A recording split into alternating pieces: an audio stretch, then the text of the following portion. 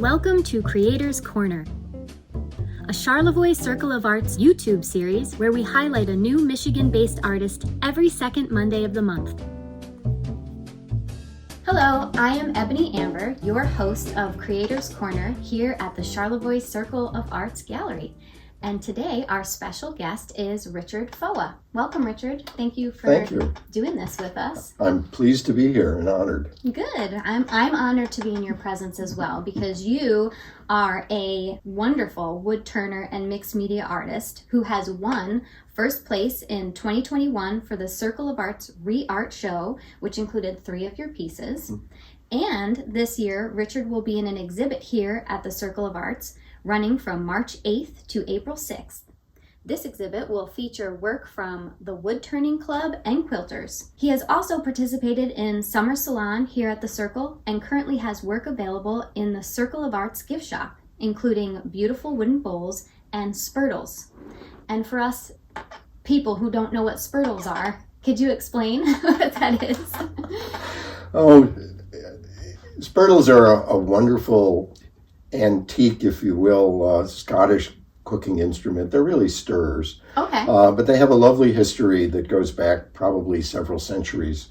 And they're designed to stir porridge. Okay. I've had some interesting people say, well, what would I do with a spurtle if I don't make porridge? But how about oatmeal? Oatmeal is a great substitute, really anything. And there are some traditional forms and shapes for spurtles that I sometimes incorporate in my work. One is a sort of an abstract image of a thistle on the top, which speaks very much to Scotland. And I was made aware of spurtles several years ago by a friend who's a chef and also the wife of a skilled woodworker, and we were talking about things that would be great Christmas gifts, and she said, what about these? And I was off and running. They fit perfectly in a stocking. They do. They give you that old world, old Christmas vibe, for sure. And they don't have to be used. They can sit around the kitchen and just be lovely. I have 3 kids, so I make a lot of oatmeal, so I'm thinking that this would... And the spoon always gets gunked up. So do they help with the not gunking up with the oatmeal? We make a lot of oatmeal in our house. I've never really worried about it one way or the other. You never had gunked up. Okay, well that's good. But what about spurtles? So you just had this, somebody suggested it and you just ran with it and that's how it went? Or is it part of your history, or do you have Scottish heritage? Or? My wife has Scottish heritage. Oh, okay. My background is from Italy. And so it's fun sometimes to sort of work on that. I think through spurtles and through subsequent trips to Scotland, I've become far more aware of the recurring image of the thistle in Scottish art and culture. But the spurtles are just simple to turn, lovely items that are inexpensive, and they make great holiday gifts, and so it's one of those things that I've liked over the years to stock at holiday gift fairs and in gallery gift shops, because people like to come in. I'm picking up one. Well, that's I'm great. definitely getting one for sure. And you can use a variety of lovely hardwoods for them, which lend the beauty. There's no designated specific wood for a spurtle. Good to know. And so you say you're Italian. That's your heritage. Right. Are you first generation or? Well, my father immigrated from Italy and came to the United States in the late 1930s. So to that extent, yeah, I'm a first generation American. Very cool. And so did they move directly to Michigan, or how did you get over here? Well, my father came first to New Haven, Connecticut, and then he was at that time already a fully trained scientist, and he then came from New Haven, Connecticut to Ann Arbor, where he became a research fellow in the Department of Surgery. This is, in the late 1930s. My mother was an Ann Arborite and ended up being his lab assistant. Oh, then his wife. And cool. So started in Ann Arbor, and then you sort of wiggled your way up the state, I guess. Well, my family history starts in Ann Arbor. I was raised in Illinois. Oh, okay. Actually in the Chicago suburbs, north of Chicago. And I suppose my parents had a Michigan connection. My father had an opportunity to come back to Detroit when I was a teenager. Mm-hmm. And I had no choice in the matter. We came Yeah. back to Detroit. And I graduated high school in Michigan and then left for college. I returned for medical school and was married in Ann Arbor. Oh, okay. Well, not so much in Ann Arbor, but my wife and I were living in Ann Arbor at the time, so there's a little full circle that came about there. But we left again for additional graduate training, hers and mine. We migrated back to Michigan early in my career for an interval of time where I practiced neurology in Kalamazoo. And then we left for a long time period and ultimately came from Maryland back to the Traverse City area because we have a sense of a lifelong connection to the Michigan. It's not so much the state, but the environment, and we have a love of lakes and the out of doors And the snow, I guess. we like the snow. Good. And we love the summers. And Yeah. this was an opportunity after our grandchildren no longer needed us for babysitting to make what I hope will be a final move in this phase of our life. Yeah. So you mentioned your medical history. Mm-hmm. Did art come for you later on, or did you always feel creative? But then you were also just a super smart guy. So how did it all evolve for you? Well, I was raised in a family of scientists, and science was really the sort of guiding spirit of the household. But my parents had an interest in art and had a collection of art that was really a sort of in a classic European mold. And so I was surrounded by art as a kid and taken to art galleries and museums and things like that when we traveled. I never thought of myself at all as a creative maker. My wife, when we were married, had a passion for fine craft. And again, we were gallery goers and we were, to an extent, collectors. And as time went on, I grew more and more attached to particularly wooden objects, well-made wooden things. I really became very fascinated sort of late in my career during an interlude when we were living on Cape Cod and of all things running a B&B, where I became absolutely enamored of traditional wooden boats. And at that point, a little light went on, and I said, I really want to know how to make wooden boats. That's what I wanted to do. And started to think about how I could go about learning that. There was a wooden boat school up in Brooklyn, Maine, the Wooden Boat Center. I went up there for a couple of weeks for summer class, got a little hands-on experience with that. And from there, the idea of making just sort of was ignited in me. When I finally retired, I spent a year studying wooden boat building up in the Olympic Peninsula of Washington at the Northwest School of Wooden Boat Building. And there, as I acquired boat building skills, I thought a whole lot about the overlap between the craft of building fine boats and art, and how really it became to feel that boat building was itself an art, although a lot of boatwrights, if you will, don't think of it that way. They think of it as a profession or a craft. But from there, I started to just adapt some of the things that I was making in Wooden Boat School to art objects, and my own sort of creative journey took off from that. So you waited until you retired to start this second life, or were the people around you saying, "Don't give up medical stuff. Don't give up your medical career and start, making boats"? Well, there were a whole lot of people who, I worked with as medical colleagues who couldn't imagine not being in medicine. Right. As I used to tell a lot of my friends and a lot of my medical colleagues, looking back on my career, that I was always what I sort of considered myself an oval peg in a round hole. It was very important to me, and I put a lot of effort into being an excellent clinician and teacher of neurology. But there was always something about my personality, I guess, that didn't quite fit in the traditional medical mold, and so I was ready to leave. And when I left, I didn't look back. Yeah. And do you think your neurology background comes out within your artwork? Or do you think they're very separate? I think they're very separate, although my medical training, and particularly my neurological training, was focused a lot on precision.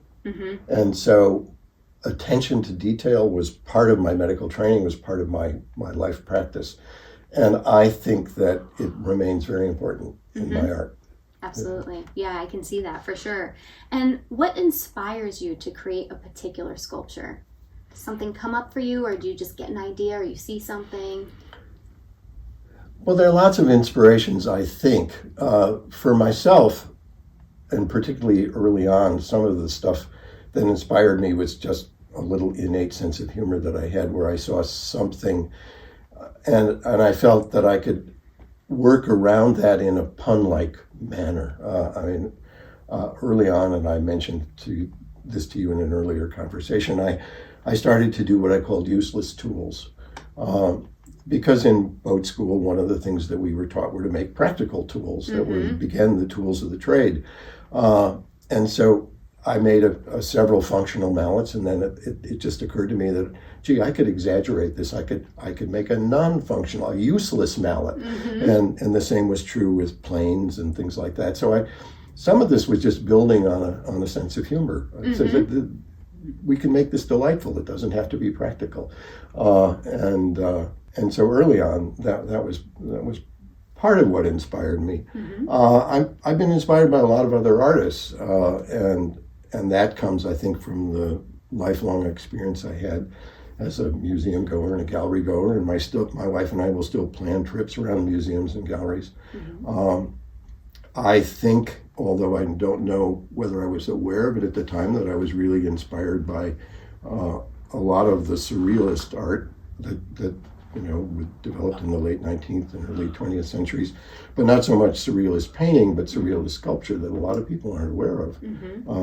Marcel Duchamp, who was sort of the first surrealist, did sculptural works, a lot of which were just sort of thumbing his nose at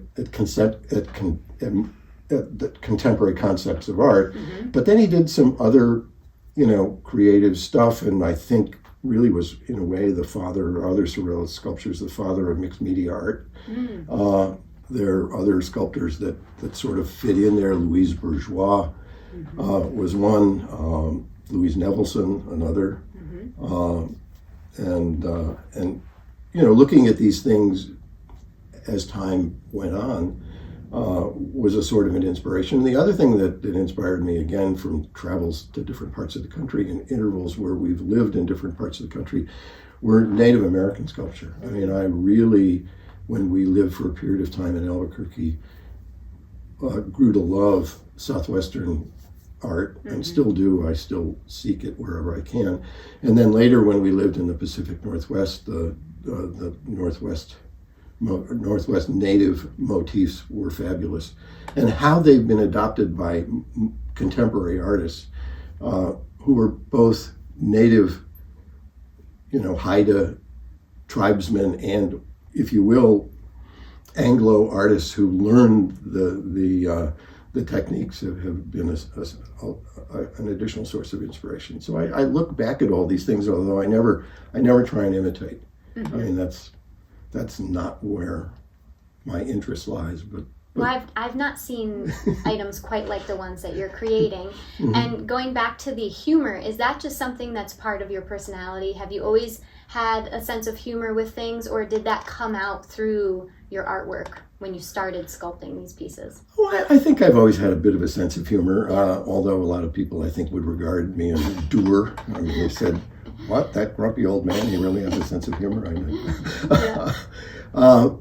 I haven't shared this with you. People who know me know that, again, throughout the decades when my wife and I were not ourselves makers, but we were interested in art and collecting things, I developed a collection of figural stoppers. These are bottle stoppers that are hand carved. Most of them from wood, most of them from an area in northeastern Italy by a group of carvers that were hired by a company called Henri, ANRI, who were famous for very elaborate hand-carved creches and things like that. But they also carved all these stoppers that had personalities. They were all delightful little personalities, and they moved and they kissed each other and they danced and they did these things. And as my wife would say, this collection got out of hand when it got to more than several hundred. Did you display them all? Or well, I would display them, and then I started to use them. Okay. I started to incorporate individual personality-filled stoppers into some of my early mixed media artworks.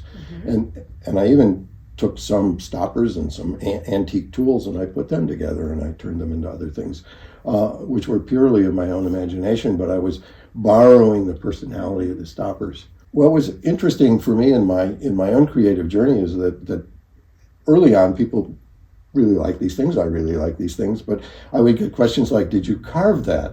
Or did you make the whole thing? And it occurred to me that I was doing a lot of borrowing there, and that I really ought to move toward creating pieces that were entirely of my own creation. So I moved away from that. Well, I still love them. Yeah, and you were breathing new life into something. I always feel that way when I see mixed media art, and sometimes something's a vintage piece or something was an item you might use in the kitchen, right? And they put it together in a unique way that makes it something different. And I think that that's really cool, and I love seeing especially when people use vintage items and that people don't use anymore or rarely use, and they give them something else to be. I think that that's really interesting, and we have so much stuff, right? So we may as well use it. Yeah, it's there. Yeah. Although I tend not to dig into the sort of kitchen drawers for the stuff that I get. I for a long time and still periodically will haunt, antique stores or junk-tique shops, as I love them, where you can find wonderful treasures. They're like museums almost. Well, you can get some really great stuff. Yeah, there are great things in there, and every once in a while there's just something that I can't keep my hands off of. But the goal there invariably is to get a treasure and then ask myself, how will I transform it? How will I kind of incorporate it into something that it wasn't before? And that's the challenge. Yeah, I think that's great. So sometimes you go out to thrift stores or antique shops and try to find some inspiration. What else is part of your discipline? Do you have to listen to music when you create? Do you only create in the morning? What exactly is your process? Boy, that's a complicated question. Yeah. I'm not in the shop every day. Okay. I mean, I wish I could be on occasion, and there are times when if I'm away from the shop, I get very itchy. I get very anxious. I want to be in there. My most creative, uninterrupted intervals tend to be throughout the afternoon, and when I'll go out, my wife wants to take a nap and she wants me out of the way and making no noise, and so I can go out to the shop knowing that I have time which is entirely mine, that frequently then blends into dinner time and into the evening if I'm absorbed with what I'm doing. A lot of the time that I spend, certainly in terms of sculptural work, I spend looking at things that sit in the shop for a long time. So if I acquire a beautiful piece of wood, or if I acquire an oddly shaped item, whether it's previously manufactured or something that I found or something that I've collected, it often sits there for a long time, percolating, if you will, waiting for me to just have an insight that tells me, now I know what the use for this is and why I've been looking at it. If I put it away and it's out of sight, then that's not useful. But my basic tool is a wood lathe, and often if I'm in the shop and I'm just needing to work, I will do conventional wood turning, which is great, and it allows my mind in a way to go into a kind of idle mode. I like turning bowls. When I turn something, I try and make it as beautiful as I can with the wood that I have, but it is still a kind of an idle activity. It's like a meditative state. It is. Almost. It is. In fact, trying to think of the current language of mindfulness. A lot of people would regard that or describe that as a mindful interval. Although I don't know that I'm being mindful, because I get very focused on the technical aspects of wood turning, and I need to make clean cuts, and I need to develop nice shapes, and I'm just in there. And I'm delighted when something comes off the lathe, and I can, and just, even if I'm just going to finish it and say this is a pretty bowl, but my heart is still thinking beyond that utilitarian item to something that, that's more artistic. Speaking of that, yes, when I was going through your photographs, I fell in love with the Empress. Okay. I just love that piece. Can you tell us more about her? Well, the Empress was a effort, for one thing, to discipline myself to turn finials. Finials are commonly a elegant little, wood turnings. They're small scale, or they can be large scale, but generally small scale. And most wood turners will use them to decorate the top of a box or something, which is wonderful, and I truly admire those sorts of creations done by skilled wood turners. Finials are themselves gorgeous. So partly I was setting out to turn a lot of finials just as a technical exercise. I never ever really duplicate things. I don't try to duplicate things. I try and do it a little differently every time. And as I was thinking about turning these finials, I was thinking about what could they decorate. And the first idea that came to mind were dreadlocks. That I could do something that maybe looked like dreads, and I realized that finials don't look like dreads at all. But that they still could be fashioned into something very dramatic that would be decorative on the head and for me it was always in my imagination the head of a woman. And what emerged from that was again a combination of wood turning challenges. The head of the Empress is what we call a multi-axis turned head. It's not simply put on a lathe and spun around and created. You have to alter the angle of the wood to get the face to come together and the chin to be defined and the head to be defined. And as I thought about the finials and I was creating the head of this figure, then it became an image of this very dramatic, if you will, kind of headdress of finials. But to be an elegant woman, she needed jewelry, and so there were earrings and there were other things that I wanted to put in that all while leaving the face very abstract. And at the end of that, I thought, she really looks quite regal. Very. Yes, I love her. She's beautiful. And speaking of her beauty, part of that is also the wood that you used, which was so beautiful. Where do you get your wood? Do you go out in the forest and scavenge, or do people know that you do this work so they're bringing you pieces, or how do you do it? Wood comes from a variety of sources, and actually I think in Empress most of the woods are locally sourced hardwoods. Although, again, over the years, I've gone to wood turning fairs or wood turning conventions. I've gone to woodworking shows. There are always wood vendors that come to those things, and they frequently bring beautiful blocks of what we refer to as exotics, meaning non-native American, non-native or North American hardwoods.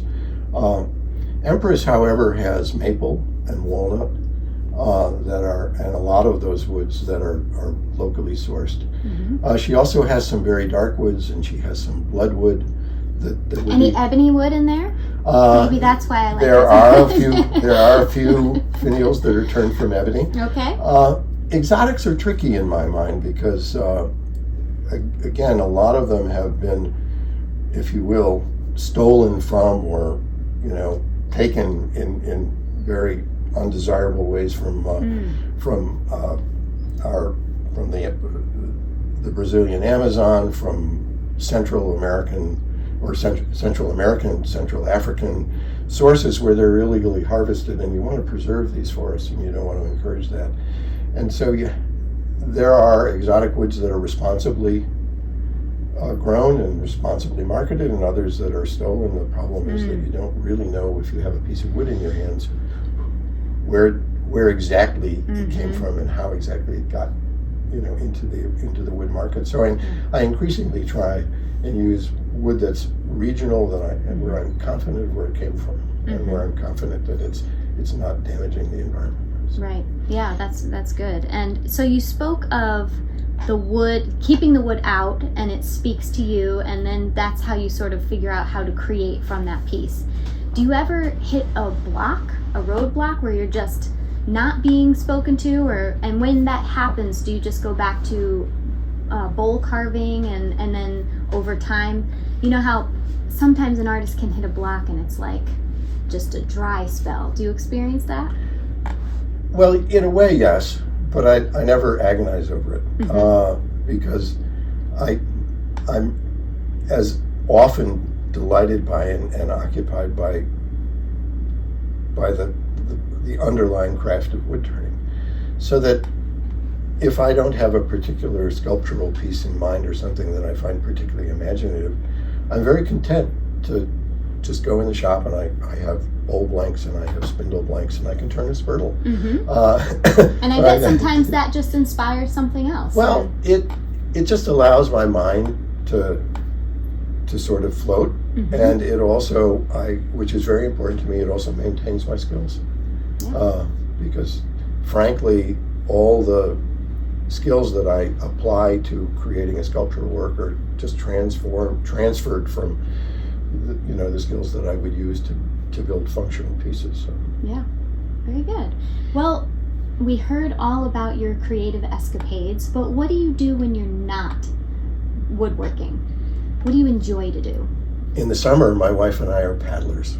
Okay. And we're lucky enough to live on a beautiful lake, and when all the power boats are gone in the early morning or in the evening, we're on paddle boards or in kayaks, and we're out on the water, and we will also haul our boats to different locations so we can paddle in different environments, and that's just eternally relaxing. When I was in boat school, my first, if you will, art project was in fact to build my own wooden boat. It was a class project, so I can't claim total ownership of the construction. And I've had that and maintained that ever since. And so one of the things that I will also do is jump in my boat that I made, back in 2010, and row it. Handmade oars, handmade boat, and I get lots of admiring smiles from people on the lake who come by. I get thumbs up, but that's again one of those mindful things where if I'm out there and I'm alone, or I'm listening to a loon or looking for swans, just to float on the lake is just wonderful. Yes. Our other big passion is travel, so we're still on the road. We had a wonderful trip, which was, again, overlapping with our interest in art, where we drove down the Adriatic coast of Italy to the Heel, visiting, medieval towns and looking at the architecture that was absolutely unique to the area and stuff, so enjoying that. We're going to take a trip around Lake Michigan starting tomorrow, where one of our goals that we've lined up, not only to look at the natural beauty of the UP, but to visit galleries and museums all down the east coast of Wisconsin, all as far as Milwaukee, before we move back. That sounds wonderful. It should be wonderful. I'm sure you guys are going to enjoy that very much. As much as I've enjoyed this interview. This has been lovely and so interesting. You have such an interesting past between the neurology and the woodworking, and we've just been so grateful to have you come here and do this interview with us. Well, thank you. I've really enjoyed it. Good, I'm glad. And if anybody would like to know more about Richard, you can check the description box down below. Thank you.